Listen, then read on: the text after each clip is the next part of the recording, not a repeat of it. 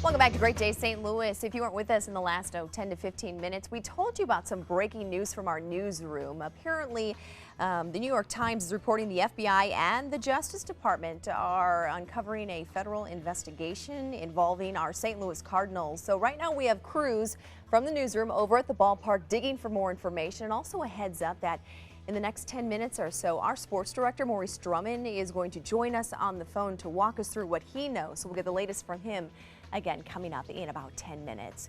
Well, G, P, G, R, chances are you know what those letters mean, or at least you think you do. They're part of a movie rating system that has been in place for years, but the way you think it works and the way it actually works, probably two different things. Andy Crouppen of Brown & Crouppen joins us with some interesting facts about the modern day movie rating system. We were all blown away by this. We think it's just fact, you know, and it's law, but not so much. Before we get into it, we should probably walk through what the rating system is for the viewers. If we have that, we can put it up. We have a full screen of that. We have G, we have PG, PG-13, R, and then NC-17. No one 17 or younger admitted. Right. All right, so now we got that all out of the way.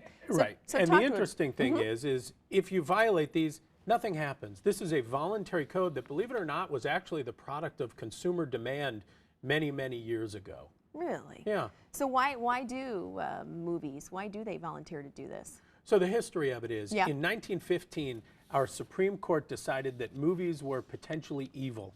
Believe that. Really? And they decided that free speech did not extend to movies. So what happened was the Motion Picture Administration, they decided we've got to do something, because what was happening was a movie that was well received in New York, you could go to jail for showing in Missouri. And so the Motion Picture Society said, okay, we got to change this. So they had some voluntary rules called the Hays Code. And that was a very conservative, a code that had things like a kiss couldn't last longer than 3 seconds.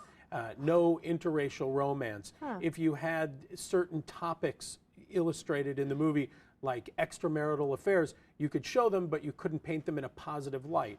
So they just had to kind of play to the lowest common denominator, making sure theater owners weren't being arrested for movies that certain locations thought were inappropriate. Yeah. So if this doesn't have any legal weight and it's all voluntary, then why do we have this system? Why do we do it? Well, so in the 50s, the Supreme Court decided, they went back and they said, okay, free speech does extend to movies.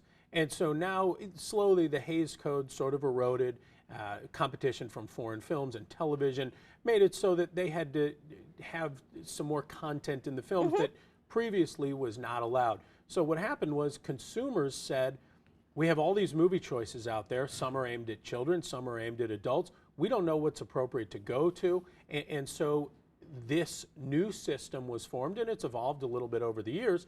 But the consumer demand was out there basically saying, tell us what we're getting ourselves into before we go to the theaters. So the MPAA devised this system, and it's completely voluntary. Theater owners just abide by it. I think just because consumers want some guidance as to what they're getting into. Parents want some guidance. Right. And it's so pervasive that we just, we just trust what they say, and we just go along with that then. Right. So if you snuck into an R-rated movie as a kid, no chance of being arrested. Are you saying guilty as charged over here? Not me. Okay. You're just throwing that out there. Yeah. No, clean living here.